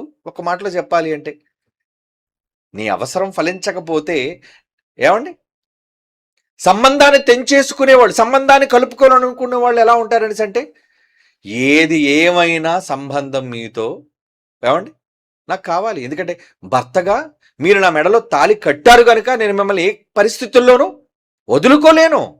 అది మీకు కష్టం వచ్చినా, లోకం మిమ్మల్ని నిందించినా, ఏమండి, లేదా మనకి ఆర్థిక సమస్యలు వచ్చినా, రోగం వచ్చినా. ఎంతోమంది చూడండి, భర్తలు పెళ్ళైన తర్వాత మంచాన పడిన ఇల్లాళ్ళు నిజంగా భర్తలకు చేస్తున్న సేవలు చూస్తుంటే అండి, ఎంత ఓపిక అండి వీళ్ళకి అన్నీ అనిపిస్తుంటుందండి. ఆ భార్యలో ఒక పసిబిడ్డల భర్తను చూసుకోవటం, అలాగే భర్తలు కూడా భార్యలు చూసుకుంటూ ఉన్నారండి. రోగగ్రస్తులే మంచాన పట్టినప్పుడు కూడా వాళ్ళు చూసుకోవటం, అలాగే తల్లిదండ్రులైన వాళ్ళు మంచాన పడినప్పుడు, రోగాలతో ఉన్నప్పుడు వాళ్ళు మంచి చెడ్డల్లో ఏమండి పిల్లలు పట్టించుకోవటం. ఏంటది? అనుబంధం అంటారు దాన్ని. నీకు రోగం వచ్చింది కాబట్టి నేను వదిలేస్తున్నాను, నిన్ను, నీతో నాకు సంబంధం లేదు. నువ్వు చెడ్డవాడు అని తెలిసింది కాబట్టి నేను విడిచిపెట్టేస్తున్నాను, నీతో నాకు సంబంధం అక్కర్లేదు, అలా లోకస్తులు అనుకుంటారు. కానీ నీ వాళ్ళు నిన్ను ఎప్పుడు విడిచిపెట్టరు. అందుకే యేసు ప్రభువుని అందరూ వదిలేసిన కొందరు ఎప్పుడు వదలలేదండి ఆయన్ని. అవునా? యేసు ప్రభువును వదలని వాళ్ళు ఉన్నారా? అపోస్తులండి. అపోస్తులు ఎవరు వదిలేశారు ఆయన్ని? మొదటి శతాబ్దం క్రైస్తవులు చూడండి, ఒక పక్క నరుక్కుంటూ వస్తున్నా, కుటుంబాలు చంపుకుంటూ వస్తున్నా, యేసు క్రీస్తు మీద ప్రేమ, క్రైస్తవ్యం చావకుండా బ్రతుకుంది అంటే వాళ్ళకి ఏముందన్నమాట? ప్రభువు మీద ప్రేమ ఉంది, ప్రభువు మీద నమ్మకం ఉంది, ఆయన మమ్మల్ని రక్షిస్తాడు, ఆయన మమ్మల్ని పరలోకానికి తీసుకువెళ్తాడు అని. కనుక ఆయన కాపాడుతాడా? కాపాడుతాడు. కాపాడాలంటే ముందు నువ్వు నమ్మాలి కదా. నమ్మకం లేకుండా ముందే కష్టం వచ్చారా కానీ పారిపోయారు అనుకోండి, అలాంటి వాళ్ళ కోసం ఏం చేయాలనిపిస్తుంది చెప్పండి? అప్పటి వరకు అవసరాలు తీర్చుకొని నీ నుంచి అన్ని మేలులు పొంది కష్టం వచ్చేసరికి, లేదా నీ కోసం చెడ్డగా మాట్లాడేసరికి వెంటనే నేను విడిచిపెట్టి వెళ్ళిపోతే, అది భార్య భర్తను వదిలినా, భర్త భార్యను వదిలినా, అన్నదమ్ములు అక్కచెల్లెలను వదిలినా, అక్కచెల్లెలు అన్నదమ్ములను వదిలేసినా, ఏమండి, ఎవరెవరిని వదిలేసుకున్నా, నిజముగా నిన్ను నమ్మిన వాళ్ళని నువ్వు చివరి వరకు వాళ్ళతో విడువక ఎడబాయక ఉండే మనస్తత్వం దేవునికి ఉంది. యెహోషువ 1వ అధ్యాయం 6వ వచనం చూడండి. యెహోషువ 1వ అధ్యాయం 6వ వచనం అండి. నిన్ను విడువను, నిన్ను ఎడబాయను, నిబ్బరము కలిగి ధైర్యంగా ఉండు. నేనున్నాను కదా నీకోసం ఆలోచించడానికి నేనున్నాను. Don't worry. భార్యాభర్తలు ప్రమాణం చేసేటప్పుడు ఏమని ప్రమాణాలు చేస్తారు? కష్టమందును, వ్యాధి అందును, బాధ ఎందును, సుఖమునందును నిన్ను విడువక. ప్రమాణం. మాటిచ్చి ప్రమాణం చేశావంటే ఎలా వదిలేస్తున్నావు? ఏంటి మళ్ళా క్రైస్తవులు ప్రమాణాలు చేసి ఎంతమంది వదిలేదు చెప్పండి? అన్యాయం చేసి విడిచిపెట్టేసేవాళ్ళండి. అప్రమాణాలు అంటారు, అప్రమాణికులు. దేవుని విషయంలో మీరు అలాంటి వాళ్ళు కాకండి. మనుషుల్లో అలాంటి వాళ్ళు ఉన్నా దానికి తగిన ప్రతిఫలం వాళ్ళు అనుభవిస్తారు. ఎందుకంటే నువ్వు శరీరముతో చేసిన వాటి ఫలము నీకు వచ్చేస్తుంది. అది కర్మ అని లోకం ఉంటుంటుంది. కానీ అది కర్మ అని మనం అనంగాని నీవు విత్తినదే నీకును విత్తబడును. నువ్వు చేసినదే నీ నెత్తి మీదకి వచ్చును. అది దేవుడు చెప్పిన ఫ్యాక్ట్. అది నువ్వే కొలతతో అయితే నువ్వు కొలిచావో అదే కొలత నీకు కొలవబడుతుంది. కనుక అది పక్కన పెట్టేయి. నువ్వు దేవుని కోసం ఎలా నువ్వు నమ్మకంగా బ్రతుకుతున్నావు అన్నది ఇక్కడ కొలత, లెక్క. ఒకవేళ అలా లేవు అనుకో, దేవునితో అంటుగట్టబడకుండా, దేవునిలో చిగురించకుండా, దేవునికి ఇంత భరోసా ఇస్తున్నా ఆయన మీద నమ్మకం లేకుండా, కష్టాలు వచ్చేసరికి, చట్టాలు మారేసరికి నాకు ఈ క్రైస్తవ్యం వద్దండి అని చెప్పి ఇతర మతాల్లోనికి పోయేవాళ్ళు జంప్ అయిపోయాడు చాలా మంది ఉంటారండి. ఏమంటే అప్పుడప్పుడు చూడండి, పార్టీ మారగానే ఒకప్పుడు ఏది ఈ ఎమ్మెల్యే ఈ పార్టీలో ఉండేవాడు సడన్గా ఈ పార్టీలో వచ్చేసారు ఏంటి అని అనుకుంటాం. వీళ్ళంతా ఎవరు? ఏమండి? కప్పగెంతులు, ఏమండి, స్వభావం కలిగిన వాళ్ళు. ఆ పార్టీలో ఉన్నప్పుడు ఆ పార్టీలో ఉంటారు, ఈ పార్టీకి వచ్చిన తర్వాత దూకేసి ఈ పార్టీలోకి వచ్చేస్తారు. పార్టీ మారిపోయారు అంతే. అంటే వీళ్ళకి అధికారం కావాలి. ఆ పార్టీ తాలూకా ఉద్దేశాలు, ఆ పార్టీ తాలూకా ఏమండి ఏదైతే ఉద్దేశాలు లేదంటే వాళ్ళ తాలూకా ఆలోచనలు ఉన్నాయో వాటన్నిటినీ వదిలేస్తారు. వాళ్ళకి పదవి ముఖ్యం. అవకాశవాదులు అంటారు. అవసరాన్ని బట్టి వచ్చేవాళ్ళు, అవసరం తీరిన తర్వాత వెళ్ళిపోయే వాళ్ళు అవకాశవాదులు. కానీ మీ దేవుడి దగ్గర మీరు ఎప్పుడు అవకాశవాదులుగా ఉండకండి. మనుషుల దగ్గర అవకాశవాదులుగా ఉన్నా దాని కొలత మీకు వస్తుంది. అక్కడే వస్తున్నప్పుడు దేవుని దగ్గర అవకాశవాదులుగా ఉంటే దేవుడు విడిచిపెడతాడా? ఏమండి? ఆయన దగ్గర మాట ఇచ్చి తప్పితే ఊరుకుంటాడా? ఆయనతో బ్రతుకుతానని చెప్పి కాదని నువ్వు వదిలేసి వెళ్ళిపోతే దేవుడిని విడిచిపెడతాడా? విడిచిపెట్టాడు కదా. ఆయన ఇవ్వాల్సిన తీర్పు ఆయన ఇచ్చుకుంటాడు. ఆయన లెక్కలు వేరేగా ఉంటాయి. కనుక ఆయన గొడ్డలిని చెట్ల వేరున పెట్టి నేను నరికేయకుండా ఉండాలి అంటే ఏం చేయాలి? నువ్వు ఏదైతే దేవుడు కోరుకుంటున్నాడో ముందు ఆయనను ఆశ్రయదుర్గంగా తీసుకొని ఆయన నమ్మి ఆయనతో పాటు నువ్వు ముందుకు వెళితే నువ్వు నీటి కాలువల ఓరను నాటబడిన వారి చెట్టుగా ఉంటావు. నీ భార్య, నీ పిల్లలు, నీ కుటుంబం ఫుల్ హ్యాపీ, సంతోషం. ఈ సంతోషం కావాలంటే ముందు దేవుడిని నమ్ము. మరి ఎలాగండి దేవుడిని నమ్మి వెళ్తే ఉద్యోగం పోద్దండి, ఉద్యోగం పోతే కష్టాలే కదండి అంటే దేవుడి మీద నమ్మకం లేదా? ఉద్యోగం ఉంటేనే సంతోషంగా ఉంటావా? నిన్ను సర్వం సుఖంగా చూసుకోగలిగిన వాడు దేవుడు, మనుషులు కాదు, ఉద్యోగాలు కాదు, పదవులు కాదు, అధికారాలు కావు. నువ్వు నిజంగా అధికారం పదవులు కావాలనుకో నువ్వు వెళ్ళినా కాలేజ్ చేయబడిపోతే, అన్ఫిట్ అయితే, కానీ అది రాకుండా చేయగలిగే శక్తి అది ఏ అధికారానికి లేదు, ఏ చట్టానికి లేదు, కానీ దేవుడికి మాత్రమే ఉందండి. నీలో రోగం ఉండొచ్చు, కానీ రోగాన్ని పారద్రోలగలడు. నువ్వు చావుకు సిద్ధమైపోవచ్చు, కానీ నిన్ను పక్క నుంచి చావు నుంచి తప్పించగలడు. నీ పరిస్థితులు తారుమారైపోవచ్చు, కానీ నీ వాటన్నిటిని చక్కపరచగలడు. నువ్వు ఎన్నో ఇక్కట్లో ఇరుక్కుపోవచ్చు, కానీ వాటన్నిటిలోంచి బయటకు లాగ్గలడు ఆయన. ఆయన మాత్రమే చేయగలడు. దేవునికే సమస్తము సాధ్యం, కానీ మనుష్యులకు చాలా అసాధ్యాలుంటాయి. కనుక ఇప్పుడు అసాధ్యమైన మనుషులు నమ్ముతావా? అన్ని సాధ్యమైన దేవుణ్ణి నమ్ముతావా? అన్ని సాధ్యమైన దేవుణ్ణి నమ్మాలి. అందుకే దేవుడు ఏమంటున్నాడు? దేవుడు ఏమంటున్నాడు చదువుదాం ఇంకొకసారి ఆ మాట. మత్తయి సువార్త 7వ అధ్యాయం, ఇందాక 3వ అధ్యాయం 10వ వచనం చదువు, ఇప్పుడు 7వ అధ్యాయం 19వ వచనం చదువుదాం. మత్తయి సువార్త 7వ అధ్యాయం 19వ వచనం. మంచి ఫలములు ఫలింపని ప్రతి చెట్టు నరకబడి అగ్నిలో వేయబడును. అగ్ని అంటున్నాడు. తగలబెడతాను మిమ్మల్ని. ఏమండి? ఇర్మియా గ్రంథం 12వ అధ్యాయం 17వ వచనం. ఇర్మియా గ్రంథం 12వ అధ్యాయం 17వ వచనం. అయితే వారు నా మాట విననొల్లని ఎడల నేను ఆ జనమును వేరుతో పెళ్లగించి బొత్తిగా నాశనము చేతును. ఇది యెహోవా వాక్కు అంటున్నాడు. చూడండి, దేంతో నాశనం చేస్తారటండి? వేళ్లతో పీకేస్తారట. ఒక చెట్టును నరికేసినా మళ్ళీ లోపల వేరుండదు కాబట్టి చిగురించొచ్చండి. కానీ వేళ్ళుతో పీకేస్తే నో లైఫ్. ఇంకా అది బ్రతికే అవకాశమే లేదు. ఏమండి? అలాంటప్పుడు ఏమవుతుంది? దేవుడు తలుచుకుంటే నిన్ను మొత్తేయగలడు. దేవుని తలుచుకుంటే నిన్ను వేళ్లతో పెళ్లగించేయగలడు. కనుక దేవునితో నువ్వు సత్సంబంధాన్ని కలిగి ఉండాలి. హోషేయ గ్రంథంలో ఒక మాట చదువుదాం. హోషేయ గ్రంథం 9వ అధ్యాయం 16వ వచనం. హోషేయ గ్రంథం 9వ అధ్యాయం 16వ వచనం. ఎఫ్రాయిము మొత్తబడెను, దాని వేరు ఎండిపోయెను, వారు ఫలమియ్యరు, వారి పిల్లలను కనినను, వారి గర్భనిధిలో నుండి వచ్చు సొత్తును నేను నాశనము చేసేదను. ఏంటి కోపంతో ఈ మాట అంటున్నాడు ఆయన? అవును, వారి వేరు ఎండిపోయాను. నీ వేరు లేదు, ఎండిపోద్ది. ఇక నీకు ఫలం రాదు.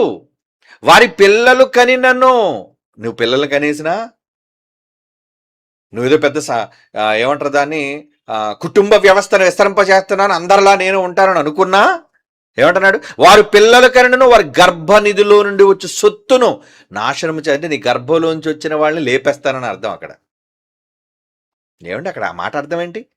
పిల్లలు నువ్వు కన్నా వాళ్ళ గర్భనిధి అంటే కడుపులో నుంచి వచ్చేది ఎవరు?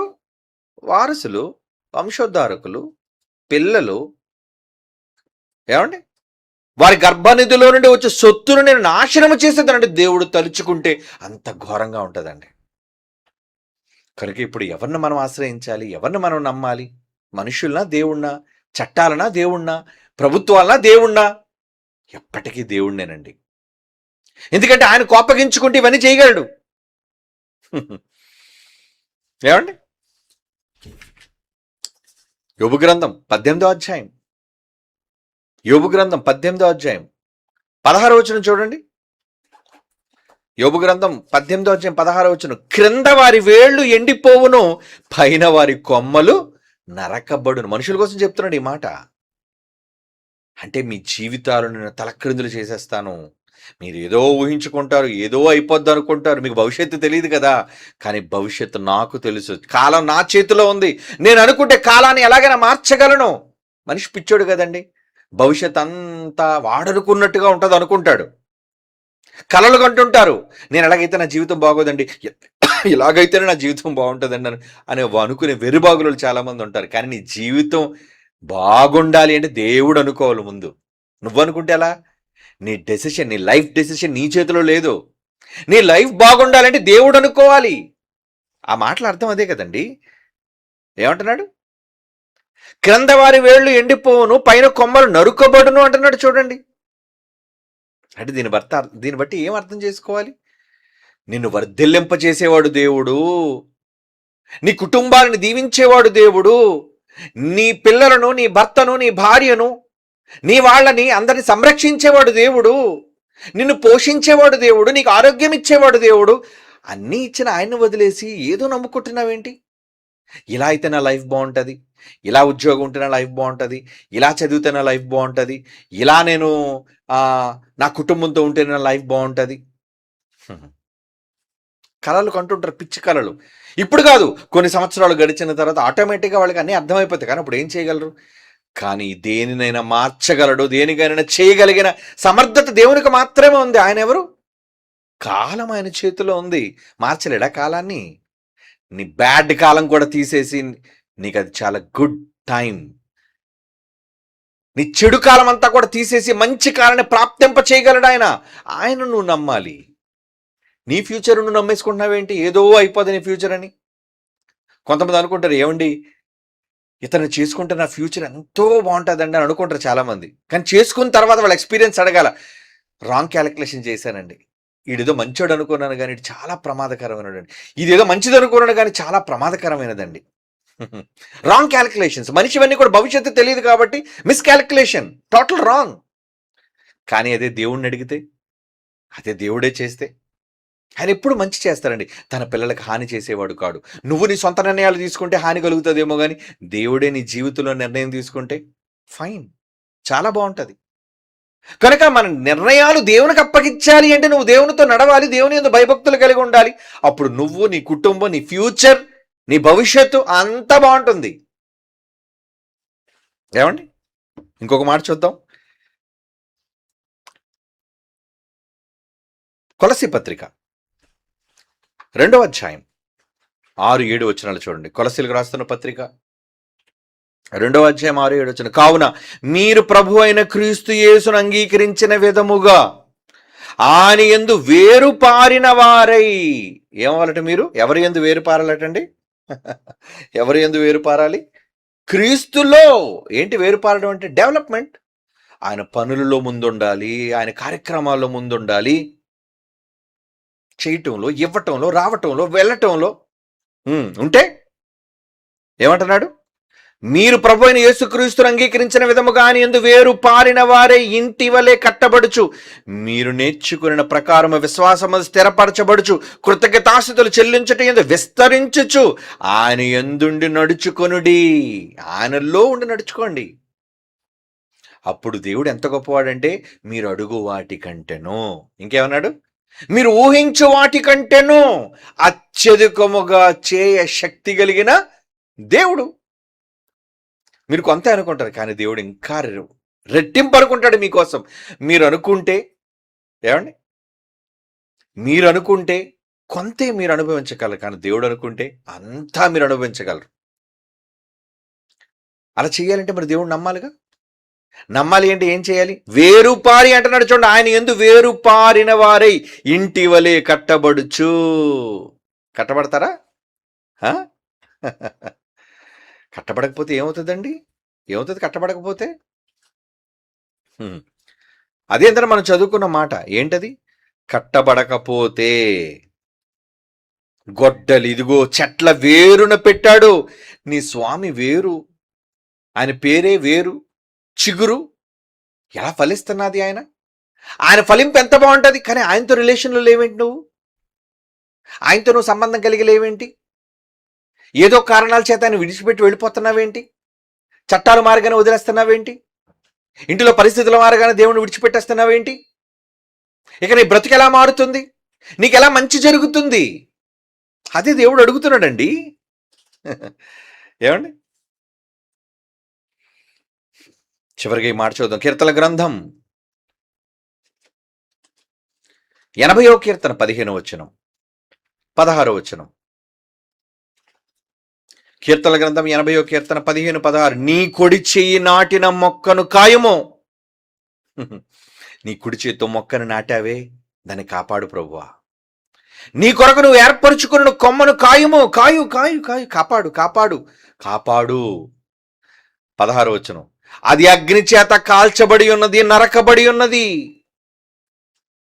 అంటే దేవుడు కాపాడాలి అనుకుంటే కాపాడగలడు. ఆయనకు కోపం రప్పిస్తే ఏం చేస్తాడు? అగ్ని చేత కాల్చేస్తాడు, నరికేస్తాడు అంటున్నాడు. చిగురించని వారిని కావచ్చు, దేవునితో సంబంధం లేని వాళ్ళని కావచ్చు, ఏమండి, ఆయనతో సంబంధాన్ని వదిలేసుకుంటే ఏం చేస్తారండి?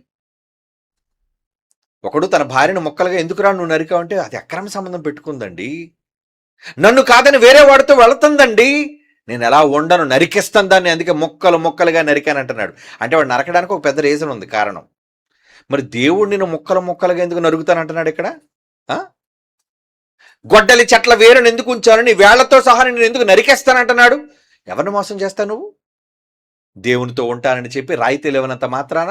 ఏమంటే నాకు తెలిసి చాలా మంది అధికారులు వచ్చేసరికి వెంటనే యేసుప్రభు ఇంటిలో ఉన్న ఫోటోలు, పేర్లు మొత్తం అన్ని తీసేసి, బైబిల్ అని మొత్తం ఇంటి బయట పెట్టేసి, అంతా అంబేద్కర్ బొమ్మలు పెట్టేసి, నేను ఎస్సీనండి, ఎస్టీనండి, ఎందుకంటే ప్రభుత్వం నుంచి ఉద్యోగం పోద్దేమోనని. పిరికోళ్ళు. అప్పుడు దేవుడు ఏమంటాడు? దేవుడు, అరే నా కోసం ఏమాత్రం నువ్వు చెప్పుకోలేవా? సమాజంలో క్రీస్తులుగా నన్ను ఎవరైతే ఒప్పుకుంటారో ప్రజల దగ్గర, ఏమన్నాడు ఆ మాట? ఎవరైతే మనుష్యుల ఎదుట నన్ను ఒప్పుకుంటారో నేను వాళ్ళని పరలోకంలో దేవుని ఎదుట ఒప్పుకుంటాను. ప్రభుత్వం దగ్గర, చట్టం దగ్గర నేను క్రిస్టియన్ అని చెప్పుకోలేకపోతున్నావు అంటే నిన్నేమనాలి? పిరికోడివి. మత్తయి సువార్త 10వ అధ్యాయం 32-33లో అంటాడండి ఆ మాట. మనుష్యుల ఎదుట ఎవరైతే నన్ను ఒప్పుకుంటారో నేను దేవుని ఎదుట వాళ్ళు ఒప్పుకుంటాను.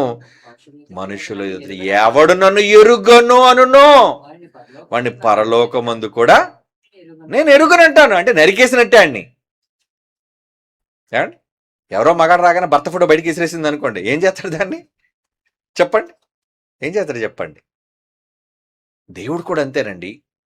ఎవరి కోసము నీ వాళ్ళను వదులుకుంటే, నిన్ను నమ్ముకున్న వాళ్ళని, నువ్వు నమ్ముకున్న వాళ్ళని ఎవరి కోసమో వదిలేసుకుంటే దాని పర్యవసానం దేవుడు చెబుతున్నాడు ఇక్కడ. చెట్ల వేరున పెట్టాను, నరికేస్తాను. ఒప్పుకునే దమ్ము ధైర్యం లేదా? క్రైస్తవ సోదరులారా, చట్టాలు మారినా, మీకు ఇవ్వబడిన రాయితీలు తీసేసినా మీరు మాత్రం క్రీస్తు పక్షాన నిలవబడండి. ఒక క్రైస్తవుడుగా చెబుతున్నాను నేను. కష్టాలు రానివ్వండి, పర్వాలేదు. ఎవడన్నా నువ్వు క్రైస్తవుడు అయినందుకు బాధ అనుభవిస్తే ఆ పేరును బట్టి గర్వపడమన్నాడండి దేవుడు. మొదటి పేతురు 4:16 దేవుడు చెప్పిన మాట, క్రైస్తవుడైతే శ్రమలు, బాధలు, కష్టాలు వస్తాయి.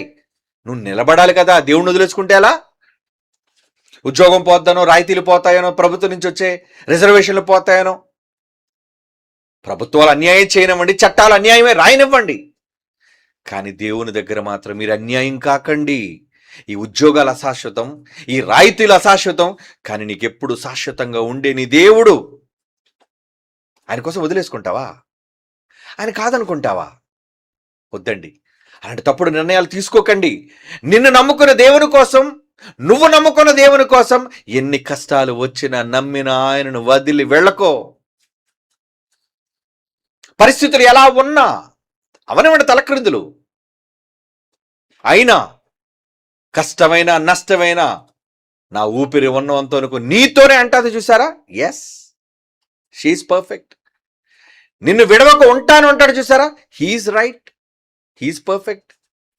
అలా మనుషులతోనే కాదు, దేవునితో కూడా అనాలి. కష్టమైన నష్టమైన ఉన్నా లేకపోయినా. అదే పౌలు అంటాడు కదా, కలిమి అయినా లేమి అయినా, బాధ అయినా కష్టమైన కరువైన ఖడ్గమైన క్రీస్తు ప్రేమ నుండి ఎవడండి నన్ను ఎడబాపేది? ఏ మాట చెప్పాడండి ఆయన. ఆ మాటలు ఆయన అనగలిగాడంటే కారణం ఏంటో తెలుసా? అంతగా లవ్ చేశాడు కాబట్టి, క్రీస్తు మీద అంతగా నమ్మాడు కాబట్టి, అంతగానే ప్రేమించాడు కాబట్టి. ప్రేమించిన వాడిని వదిలేలేడు. పోతే పోనీ ప్రాణం, చేస్తే చేయని, ఏదో చేస్తావు. నువ్వు ఏం చేస్తావు? నువ్వెన్ని చేసినా నేను ఆయన వదలను అని నిలబడినవాడు పౌలు. కనుక అతని కోసం ఏమంచబడింది? నీతి కిరీటం. మీకు నీతి కిరీటం కావాలా? భూమి మీద అట్ట కిరీటం కావాలా? ఏ కిరీటం కావాలో నిర్ణయించుకోండి. లేదా గొడ్డలి, దేవుని గొడ్డలి, గండ్ర గొడ్డలు అంటాడు దాన్ని. పాత నిబంధనలో ఒక మాట ఉంది, యెహోవా గండ్ర గొడ్డలు అంటాడు. అమ్మో, అంత దారుణంగా ఉంటుందా? ఆయన కోపాగ్నికి గురి కావలసిన వాళ్ళం కాదండి, ఆయన ప్రేమకు నోచుకోవలసిన వాళ్ళం మనం అంతా. ఆ విధంగా దేవుని కోసం ఉండడానికి ప్రయత్నం చేయండి. పరిస్థితులు తారుమారైనా మీరు నమ్ముకున్న దేవుని విడిచిపెట్టకండి. That is true love. కళ్ళు మూసుకొని ప్రార్థన చేసుకుందాం. పరిశుద్ధుడు అయిన తండ్రి దేవా, మా పట్ల మీ ప్రేమ శాశ్వతమైనది, మీ పట్ల మా ప్రేమ కూడా శాశ్వతమైనది తండ్రి. ఎన్నడను విడువను ఎడబాయనని మీరు మాటిచ్చారు. కానీ కొన్నిసార్లు మేము మాట తప్పేవారముగా అయిపోతామేమో అని భయపడుతున్నా, మాట తప్పకుండా మీకోసమే, మీతోనే ఉండాలని చివరి శ్వాస వరకు నిర్ణయం తీసుకున్న వాళ్ళం తండ్రి. మా విశ్వాసాన్ని బలపరచండి, మా పరిస్థితులను చక్కపరచండి. మీరు మా పక్షాన ఉండి ధైర్యంగా ధ్వజముగా నిలబడండి, ముందుకు మమ్మల్ని తీసుకుని వెళ్ళండి. ముఖ్యంగా ఈరోజు దేశంలో క్రైస్తవులైన వాళ్ళు నిన్ను నమ్ముకుని నీ పిల్లలు ఎన్నో సమస్యలు ఎదుర్కొంటున్నారు నాయన. వాటన్నిటికీ చక్కటి పరిష్కారం తండ్రిగా మీరు చేశారు అన్న ఒక గొప్ప నిర్ణయాన్ని పిల్లలందరికీ తెలియజేయండి. క్రీస్తు యేసు వారి పరిశుద్ధమైన నామములో ప్రార్థన వేడుకొనుచున్నాము తండ్రి. ఆమెన్.